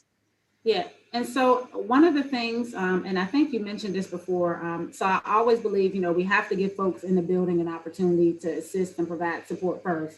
So whether it's the grade level chair, department chair, those folks, your assistant principal, if that's not effective, your assistant principals and principals, if that's not effective, your PSL, and then they'll bring that information to us. And I know it seems like the long chain, it's like the ladder that you just keep climbing and climbing, or going down this long road. But I think that it's one of the things that's important is, sometimes if I go right to a principal because I believe in following up and asking a question, hey, what's happening in this class? I don't want it to be a situation where a principal or an assistant principal or a sped chair hasn't had an opportunity to provide support to say, hey, well, I could have, dealt with that here. So, but if they've exhausted those options at the building level, please reach out to your PSL, because those are the persons that are connected to us, and we can begin to brainstorm and solution seek. And it's not about pointing a finger, getting anybody in trouble. It's just trying to do what's right for kids. At the end of the day, that has to be our goal. What's right for kids, what's going to support student learning. And I think Michelle has another staff follow-up question, and then we're going to go back to parents. Okay. Michelle, do you have a question for us? It would help if I unmuted. It's one of those nights. Don't worry, you're doing a good job. I'm looking for Kelly, if you're interested. Kelly, are you able to jump in and ask your question? I am, and I am here. Can you hear me? Awesome. Yes, thank you. So my question is about, I guess, a resource question, to be honest. My son is in high school. He's in 10th grade, and he's in a hybrid class, is what they're calling it. It's adapted curriculum. And across the board, he's 50-50 in regular general education for his electives, and math, biology, English, and others in special education. What resources do you know are being used to observe, give feedback, and review teachers in their virtual classrooms? And how are they being helped? Clearly, this is a new environment. I mean, there are teachers who are struggling. I see them struggling. I'm a stay-at-home mom, thankfully, so I'm able to help Alex, but they're struggling learning how to use the different computer programs, and they're struggling getting kids to participate. But overall, just organization-wise, who's watching them and helping them and giving them constructive feedback? Yeah, good question. Thank you for bringing that ahead. I know in my conversation with a couple of principals since I've arrived, that a number of them are logging into the classes to do, check-ins to see how things are going and just to watch. In fact, one of the principals, she just said, if you want to ever pop in, just let me know and send me an email. So I'll actually be popping in. But, I did ask her, just to make sure it's okay with the teacher, because I know a new face can kind of be a little offsetting sometimes for folks. But a number of our principals are doing that, or popping in into those virtual classrooms, kind of akin to a walkthrough if they were in the brick and mortar setting, that are doing that. And those would be the persons that would give feedback, the principals, assistant principals, department chairs, that would be giving teachers that feedback. We are very aware that, our staff, again, as you said, is brand new for folks. And some folks, technology and working technology wasn't their strong suit, even in the brick and mortar setting. And it's really, everyone's really had to step up to the learning curve. And just depending upon where your baseline was, we understand that that's challenging for some teachers. And some teachers, said, hey, I just finally figured this thing out. Why are we coming back to school? I just kind of feel like I've got a mastery on the virtual piece. But again, that answer was because we're trying to get kids back to some sense of normal and get them those specialized supports. But the direct answer to your question is the building level administrator should be providing that feedback and those supports. And if you're saying that that's not happening, again, at the end of the day, it's not about telling, but it's about making sure our children as parents, again, I'm a mom first, I'm a parent first. Kaya, Morgan, and Jonathan, that's my life. So I have to be a mom first. So if you're saying that, because we ask for grace, we ask for grace as we enter this virtual platform, and that's important. But we have to make sure that our students are having the opportunity to learn, because they have to compete globally as we move forward. So if you're saying that, your child's class is unorganized, the teacher's not really able to provide the instruction, is having a lot of difficulties, you may want to share that with the teacher first, again, giving that person an opportunity with the direct communication to say, hey, I'm here and my son's really having a hard time because the materials that you're trying to share aren't being shared on the screen, or it's taking a lot of time to get organized. Give her or him that opportunity for the feedback. But if it's not effective, I would recommend that you do talk with the principal, because again, we have to do what we need to do for kids. And it may just be that teacher needs a resource. So it might not be a telling thing. It might just be an opportunity for the principal, if he or she hasn't had an opportunity to pop into that class virtually, to say, hey, maybe I need to prioritize this teacher and provide him or her with some additional support to be successful. So I think Michelle has a quick comment to follow up, and then Kelly might have a follow-on question. Sure. Yeah, we actually, I just love when we get to have the minds go together. One of our teachers wants to know if they can volunteer their class for observations. And if so, who should they reach out to? Yes, yes, yes. So you want us to come in and maybe be clear before I jump in? Yeah, either they could reach out to their special ed chair. Could they reach out to you in your office as well? So yes, we would love the opportunity. Again, just share with your principal that you want us to be able to check in, so that they're aware of what's happening. But please do invite us in. I can't wait, and I'll be in schools. I was at Burke yesterday. I'll be in schools, again, checking with the administrators and the staff, trying to get a pulse, because again, I know everyone is at a different place with level of comfort. So I can't wait to be in buildings and be in classrooms. I think there's extreme value for seeing it firsthand. But in the interim, I'd love to pop in remotely. That's the next best thing. So I would love that opportunity, and I'm sure some of our staff would as well. And we would love to work collaboratively with the teacher and the principal to see how to best do that. Certainly 10 of us would not bombard the virtual classroom at one time. Awesome. I would invite you for volunteering. I appreciate special ed department chair know that you're struggling also. Don't jump straight to the top. Thank you, Michelle.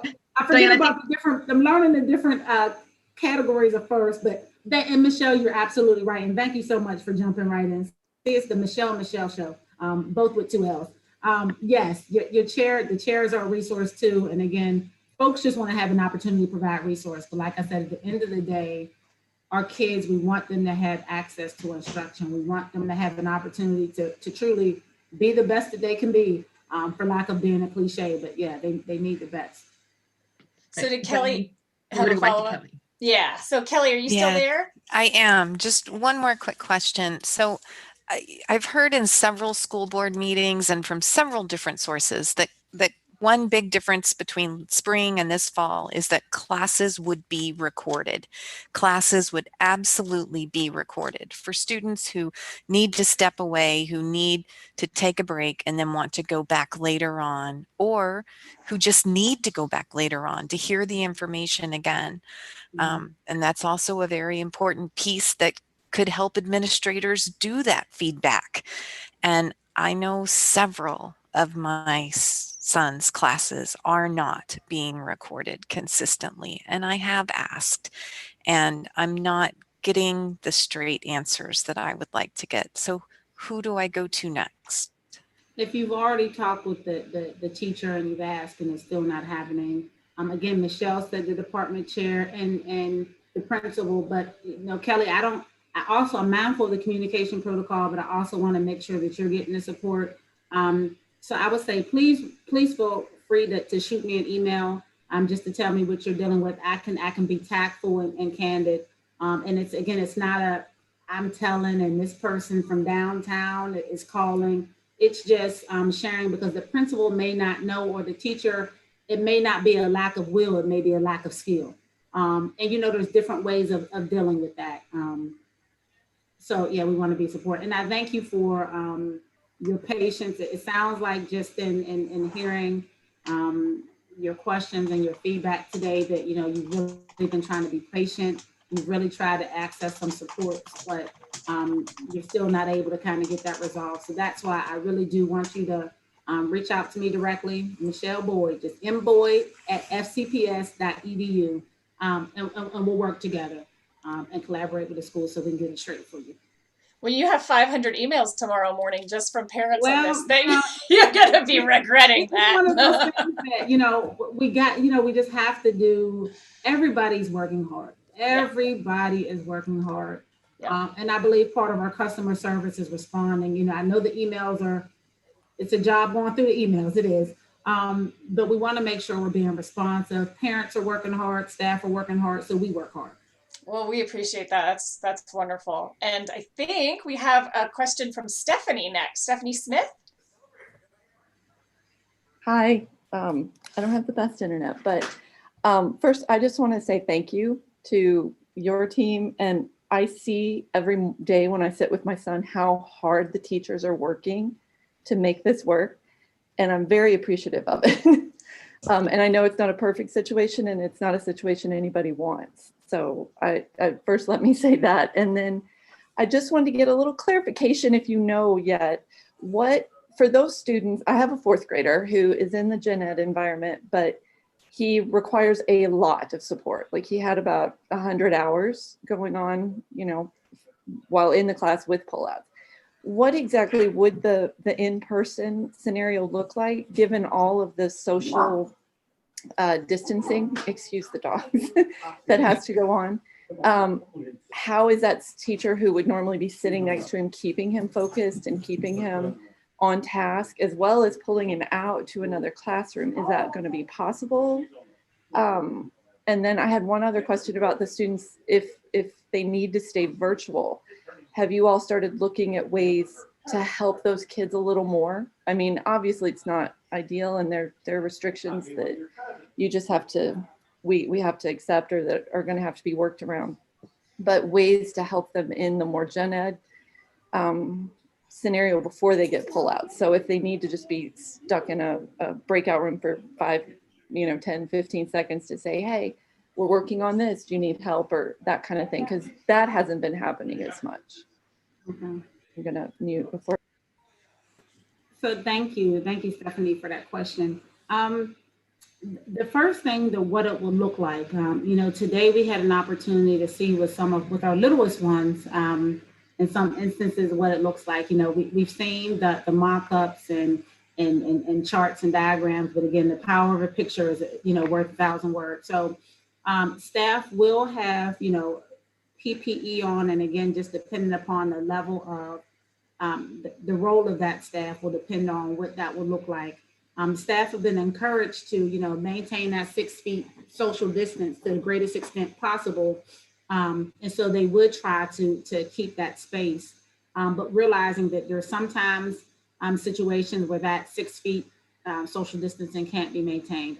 Oftentimes that's more in our classes with some of our students with disabilities who have, more significant needs and require supports with activities of daily living, changing, feeding, toileting, those types of things, positioning, sometimes our PTs and OTs just based on what they're doing. So sometimes the nature of the work or the activity requires that they work in close contact, and during those activities, there's heightened levels or more PPE provided. So for staff who may be working again with those activities of daily living, those staff members will have on the mask, will have on lab coats or gowns, will have on gloves, may also have on face shields over top of the mask. But many of the staff have tried to prepare students as they come back for, what that would look like, and many times in fun ways. People did memes, emojis, just different fun things so that it's not as much of a shock. In those cases where staff members aren't engaging in those what would be considered high-risk activities, they wouldn't have as much PPE on. So they may just have the cloth face mask on and maintain that physical distancing or that social distancing. So some of what, again, that physical prompt that may have been more frequent, that physical redirection, come on, Michelle, focus, sometimes to tap on the shoulder just to kind of re-engage me. Those things may happen differently. There may be different signs that teachers come up with that students have. So again, they can still have the same function, but keep the space in order to keep staff and students safe. But again, especially when we're talking about our little ones, sometimes we just have to get close because we just have to get close. But we really are trying to maintain that separation because that's one of our key mitigation measures, and that helps just reduce the transmission in our schools. And we want to keep that risk low so that we can stay in school. So we'll be asking that of staff, and I'm sure staff will want to engage, but we'll probably still have to remind them, hey, keep the social distancing because we don't want to have, COVID introduction and spread in the schools, because then that just pushes us backward, even if it's just the class for that part of the time, then kids have to, transition again. So it may look a little different, just so that you're aware. And I know many parents may want to know that as they make decisions about, do I send my child back? What's it going to look like? And everyone's child is different. And so the power of touch is very important for some students, that sensory piece, that calming piece, and that's what they know, that's how they re-regulate, things like that. So that will be reduced a lot, honestly, in this situation. And so we have to be very, very honest and transparent. And again, it's not because we don't want to, but it's because we want to keep the students safe and staff safe. In terms of supporting students in a gen ed setting virtually, there are, as you said already, as a parent, you as a staff person, you said that, yeah, the breakout rooms is a great way to engage. And it might just be a need to say, hey, as we communicate with the teacher, while Michelle's in the gen ed class, she's not transitioning smoothly from the link that's in, Schoology or what have you, or going from this link to that link seamlessly. She's wasting, 20, 30 minutes, and it's just because she just can't figure out what was supposed to be the next thing. Sometimes those executive functioning pieces, or you said it, but it's kind of, I just caught 1 through 3 and it was really item 5. So I didn't get that far. So what supports can be provided? Are they visual supports? Can we do, like we said, that quick transfer in to that breakout room? And if your child is having that need, trust and believe he or she is probably not the only one. There are probably other kids that could really benefit from that. And sometimes those are the things that we, as we work in general education settings, we talk about those, universal supports, that it may be things that you're doing for some of your students with disabilities in that class, but by golly, I bet you that it's going to help some of the gen ed kids too, so that everybody understands the what's next. We do a lot of task cards for students with autism so that they can have an idea about what's coming down the line, but lots of kids need that level of support just for organization and to stay engaged. So please share with your classroom teacher, your child's classroom teacher, the challenges that they're having, and also share the suggestions that you have. You're a part of the team, a key part of the team, and so we want your feedback to be taken into consideration. We have a bunch of questions and comments coming in, actually, of course we do. They're never going to stop. But we have one comment actually from Norm, and is Norm available to jump on and share his comment? He's an SRS teacher. Yes. And there he is. There's Norm. Yes, hi. Norm, do you want to touch on the question about observing the SRS room? Oh, yeah. The longer you keep me waiting, the more I come up with. So that's kind of what happened here. Give us that one, please. It would be awesome. All right. Well, that one is, so yes, we know that some of the phases have just opened up and they're about to open up for students with disabilities. But even before you were hired, Camp Fairfax was underway. And since September 8th, we've had the experience with supporting return to school. And so at 37 different locations, two of which are Key and Kilmer Center, we've had this experience. And just between all of us, it's not going to go any further. It was people like me that said before Camp Fairfax, guys, masks, we need them. It's not optional. We need them. And so we push for that. I'm a member of SCIU. So we push for masks. We push for compliance with 6-foot distancing. So I have a lot of coworkers, who've been dealing with this. I personally am in the ADA category. So I can't represent that I have been in the centers, but I'm very closely involved with organizing people that are, I think is your recommendation that they come in? So yeah. Norm, is your recommendation that the staff, the DSS staff and other central office staff come to those SRS centers and observe to get an idea of what this is going to look like? Yes, I think it could be good for all different types of students, whether it's a more inclusive model, a gen ed model, for example, as well as the special ed model. If you were at Ali Baldessari read my statement from September 10th at the last ACSD meeting. And my contention is that you don't know, or I don't know, who knows how many of the 1,600 kids either have IEPs or 504 plans or would qualify them if they went through the evaluation. There are many kindergarten, first and second grade students that should be heading back to school. And my basic question for tonight is, who should I be talking to about those concerns, because yours should be like a month away from transitioning. Maybe some kids in the SRS program, some of them belong in have been in CSS sites. So I'm thinking that they get transferred over, but I don't think the staffs are really talking that closely.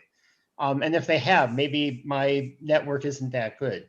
But I would like to know who would be a good person from DSS. DSS gave us, as I started my testimony. Norm, I'm just jumping in because we are low on time. Gotcha. So your question is who in SRS should who contact? My question is who at DSS? I know the SRS players, they don't really understand the issues about special education.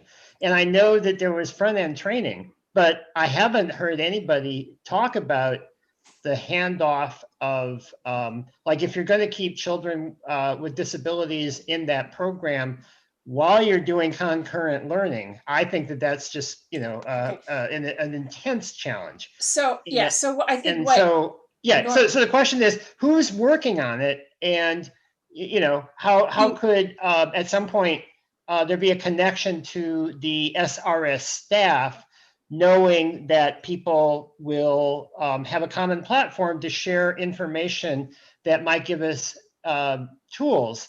So if there's executive function needs, so your question is who at DSS is coordinating with SRS? Yeah, no one's answered. No one's going to be that answer in several months, and I'd like to know. Let's let Dr. Boyd go ahead and answer. Thank you for your question. Thank you, Norm. So our families, again, that have their students in SRS, our families are informed of when their students have the option to come back. So parents really are able to make the decision as to whether they want their student to return. Say, for example, little Mike is, eligible to come back in group 3 and is currently in SRS. Mike's mom would have the option to say, yep, I want him to go back with that group that's called back. Or she might decide she wants for him to stay virtual, so she may opt to keep him at SRS. We do know that there is, the parents are aware, and because some of our sites have decreasing enrollment. For example, when I was just over at Burke Center, I know that their numbers were going to be decreasing pretty substantially once we have a couple of groups to come back in, because a number of those students are coming back to school to have that direct instruction and direct support from the teachers. So parents are truly the ones that have that decision-making power as to whether they want to keep them there, keeping them remote, or bringing them back. And I'm not sure, I know you spoke about I think I heard you speak about the sharing of the information in terms of who has IEPs and how to support. And in the absence of any MOUs that might be between SRS and FCPS, and again, I'm new, so I'm not aware of those, but in the absence of that, we wouldn't be able to release that without that parental consent, because that is, part of their educational record. So unless parents said, hey, I want you to give a copy of, in writing, a copy of my child's IEP to this particular body, then that wouldn't happen. Naturally, parents could say, hey, can I have a copy of the IEP so I can give it to the SRS folks? We can support in that way. But we can't, again, without any memorandums of understanding or memorandums of agreements between parties, divulge that student record information is protected by FERPA. Yeah, no, and I appreciate that. That's fine. But I'm just saying a lot of the children haven't necessarily gotten to the identification stage.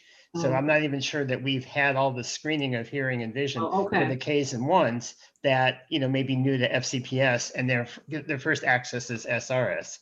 Yes. So I think, and there's a lot of marginalized communities within, the targeting of where we set up SRS in the first place.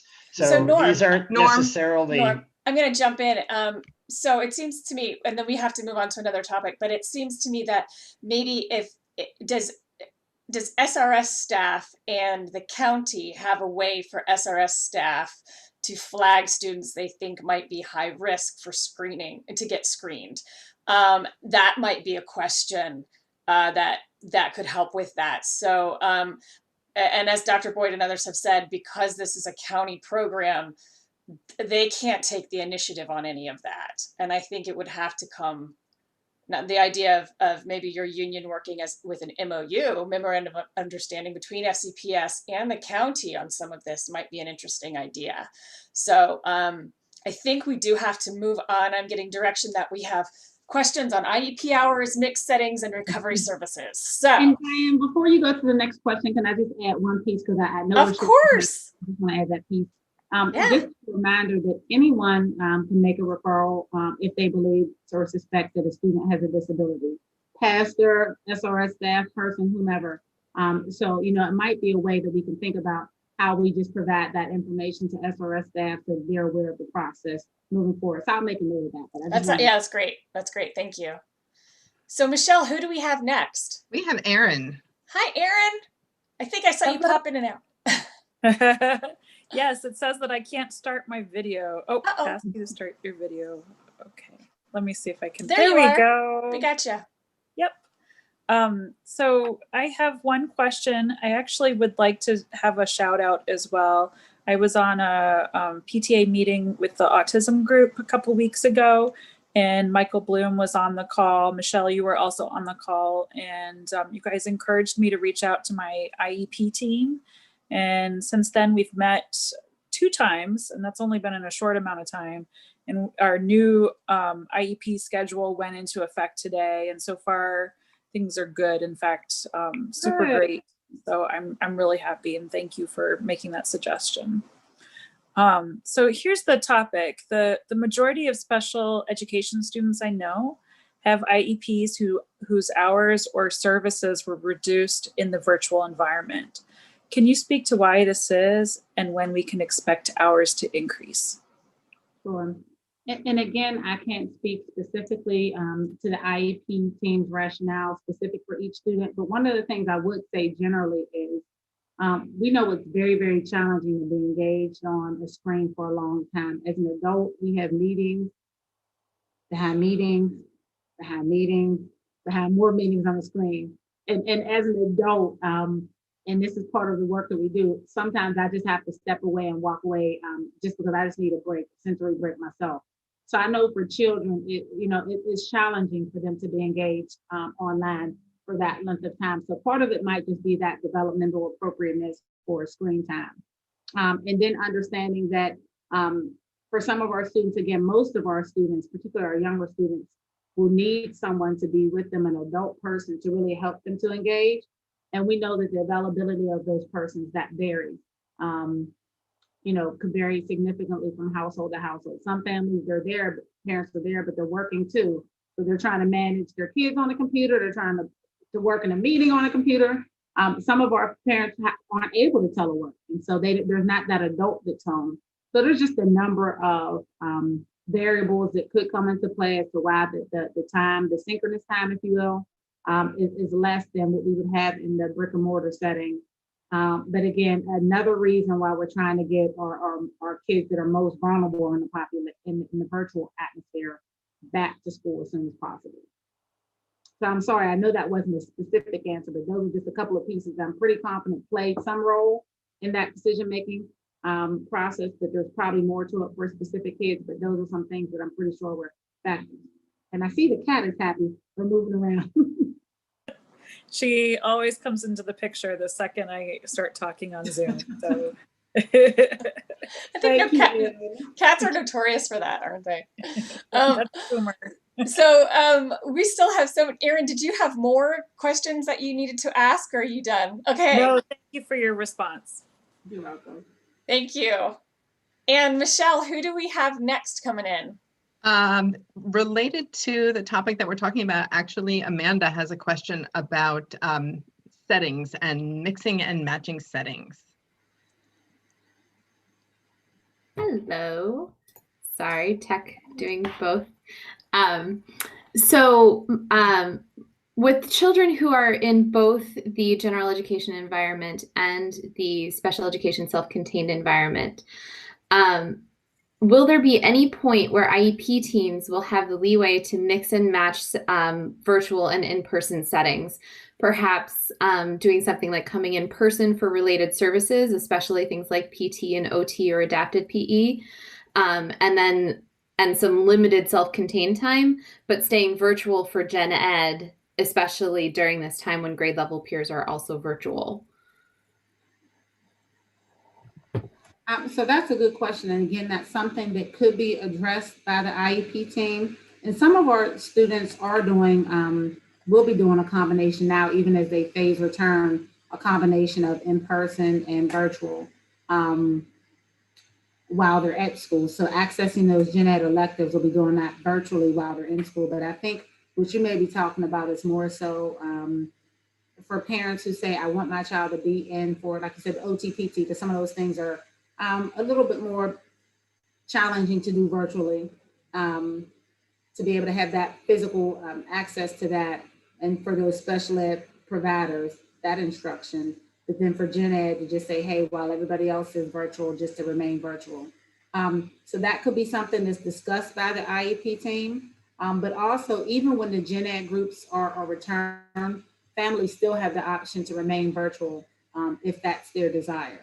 And some families also, you know, I've just been talking to some of our service providers, there may be some families who want to come in for the instruction, but the related services, they say, you know, hey, it's been working great for the related services, and that's really a close contact piece, and I really just don't want to take that risk there. So I might want to keep my speech virtual, or I might want to keep my OT virtual because we're working on handwriting, and the therapist can do some of those things. So a number of things can be in consideration. And again, there's no one size fits all.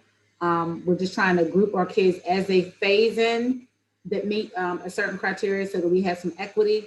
But once those groups are called, there can certainly be some variance into how services are provided. Thank you very much. No problem. Thank you. Dr. Boyd, just to clarify, I spoke with central office related service provider staff a few weeks ago now. And one of the things that we discussed was that actually there are some cases where certain therapy, and I think it's speech, might be done in person, but that for many of the related services, even when some cohorts are back at school, those services might still be virtual. And part of that is due to staffing and who is available, and the fact that parents need to remember that already our related service providers serve many schools within a pyramid. And so every time they move to a different location, that is basically breaking the cohort barrier, right? So you start mixing populations as you have one person traveling between them. So I don't know if you have an update on that, but yeah, for that. So we so a couple of things. So inevitably, while we're not mixing groups of children,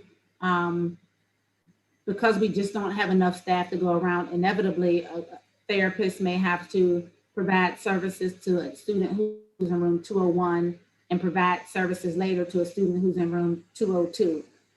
So what we've done is we've asked our therapists who are in situations like that they change their PPE as they enter these different environments, and really encouraging them the need to adhere to that protocol.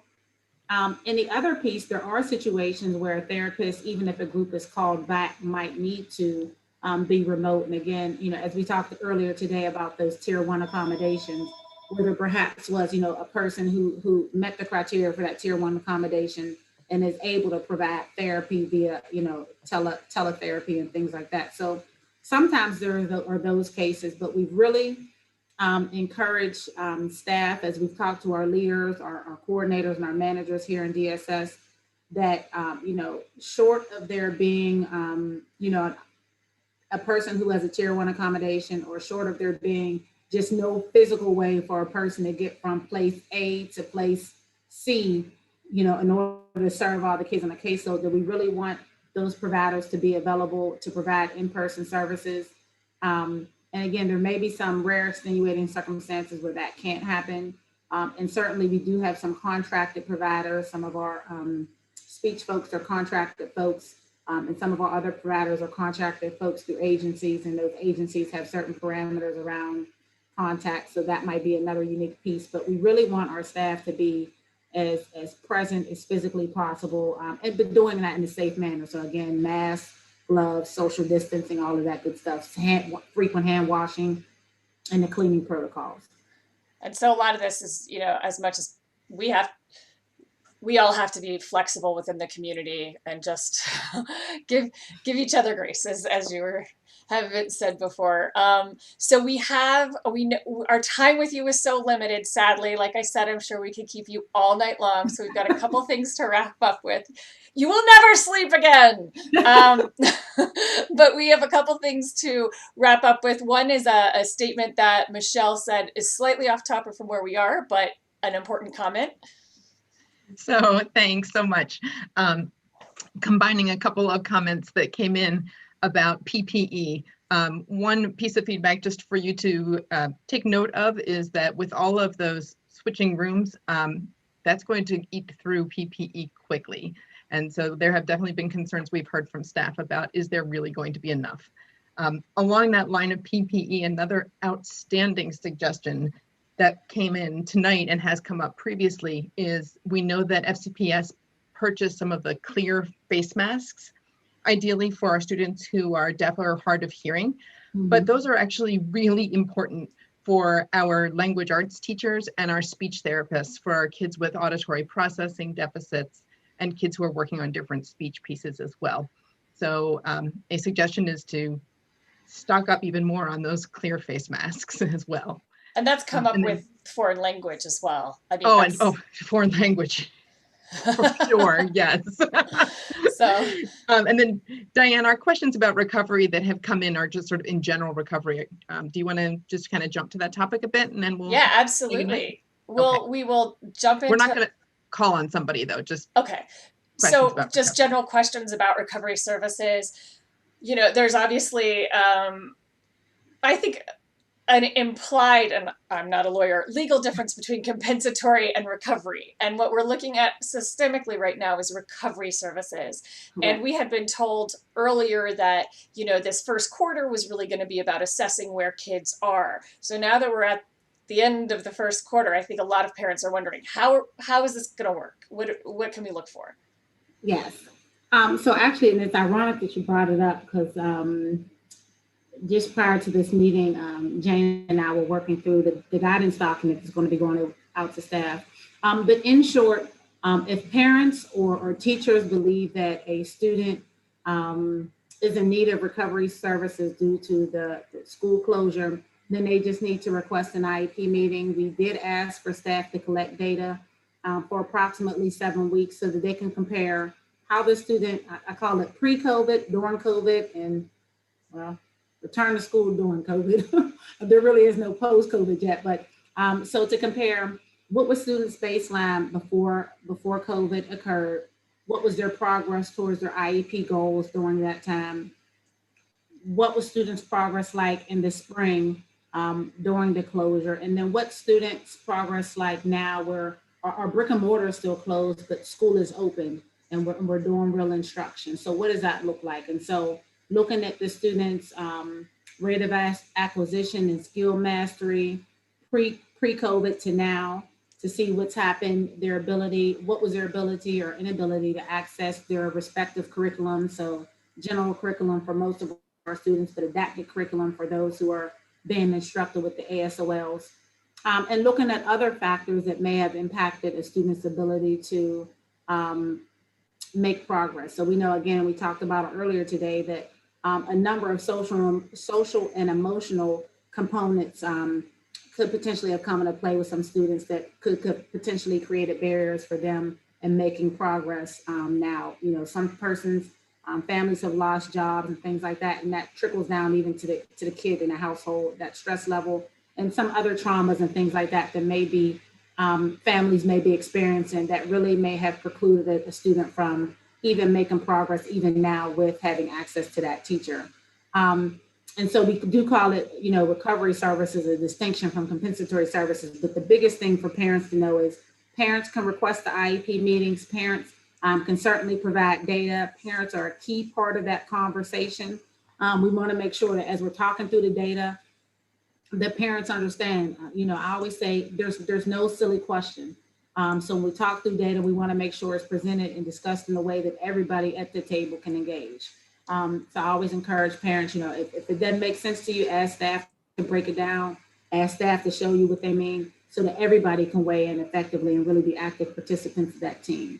So, sorry, I was going to ask.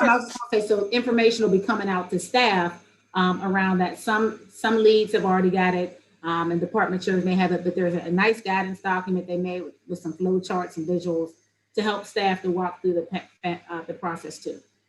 So I guess my question is, from a very practical procedural standpoint, is it somewhat up to parents to reach out to the IEP team if they're concerned, or is the IEP team expected to look at each of their students and reach out to parents, or is it going to kind of be a mix? Like, if you haven't heard from staff by when? So let me So it can be initiated on either part. The IEP team doesn't initiate it. A teacher could initiate it. A parent could initiate it, or an administrator. And then once that body initiates it, then the IEP team makes a determination of, do we have enough information to have that meeting right now?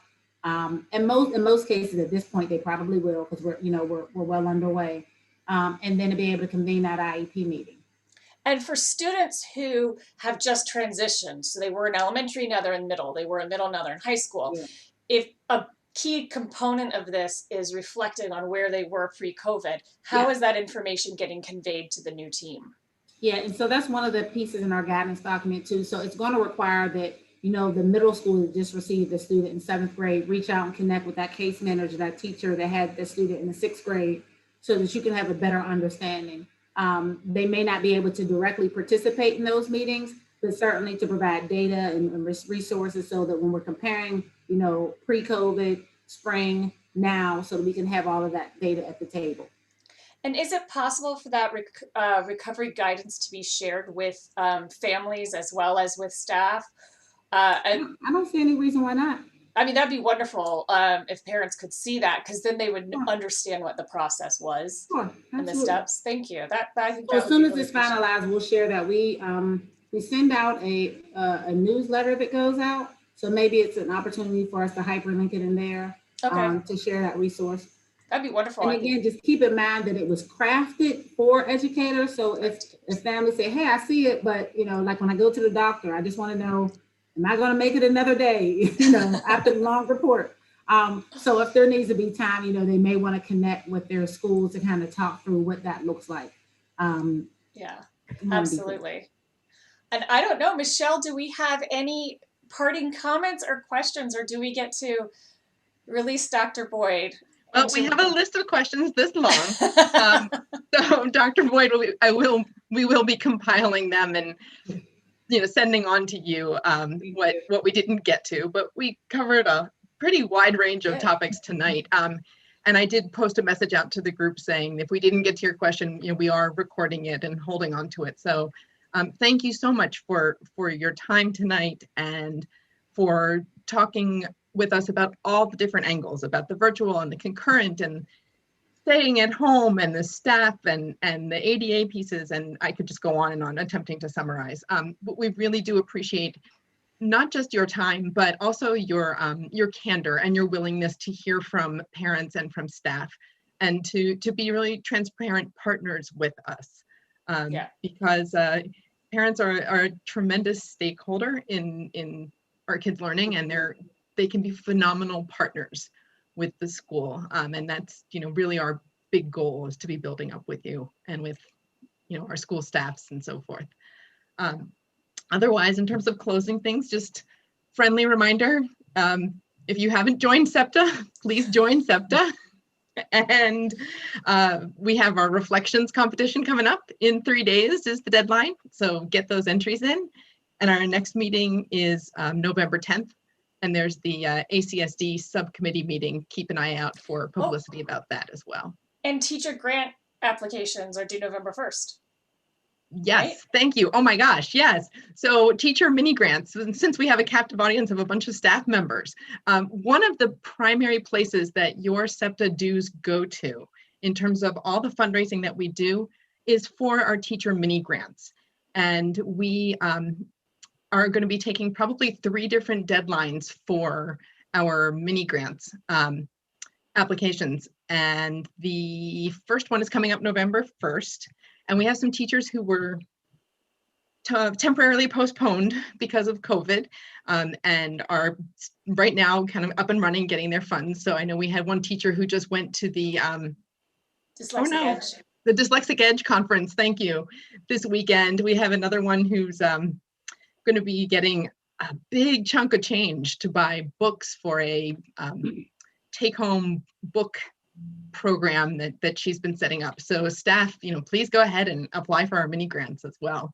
Yeah, and it's also important to know, it's not just teachers, any staff at all, including support staff. If you have an idea or a program or anything that applies to special education and serving those kids better and educating yourself so that you can serve your students better, you are welcome to apply. And for parents out there and other staff members, you can gift a staff membership.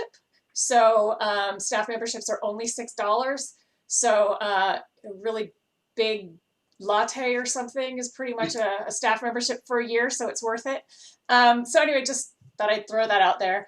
And I also gave the wrong date for the upcoming meeting. Sorry. Thank you, Amanda, for catching that. Our general membership meeting is on Monday the 16th. I apologize about that. Monday the 16th is our general membership meeting, but our board is meeting on the 10th, so all our board members are there. See you soon. Is there an event on the 16th, Michelle? Do we have that is when we're having Dr. Varnia. Oh, Varnia. Varnia come and speak about assessments. So that should be a really good one too. Good. All right. So thank you so much again for your time tonight. And thank you everybody who tuned in. Thank you, Diane and Amanda and Rachel behind the scenes for all your help with coordinating as well. And we hope everybody has a wonderful evening and hopefully a smooth and easy week. So thank you so much, Dr. Boyd. Thank you, and thank you for your time. And I also want to take this opportunity to thank the DSS directors and the team. They have been a phenomenal support and have really helped me to transition. So I just thank them for all of their time and commitment and the good work that they're doing. Oh, great. Thank you. Maybe you can go home now. You're still in your office. Get out of Gatehouse or wherever you are, Willow Oaks. Thank you. Take care and have a great evening. Good night. Thanks so much. Bye-bye.